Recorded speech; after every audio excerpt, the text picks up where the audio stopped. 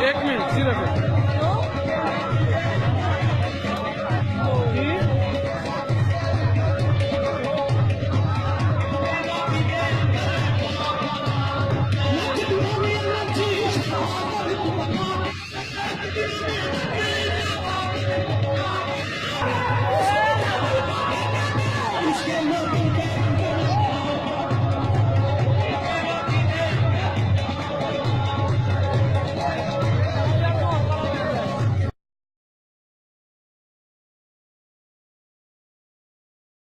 اور ان لوگوں کی نماز خانہ کعبہ کے پاس سیٹیاں اور تالیاں بجانے کے سوا کچھ نہ تھی، تو تم جو کفر کرتے تھے اب اس کے بدلے عذاب کا مزہ چکھو۔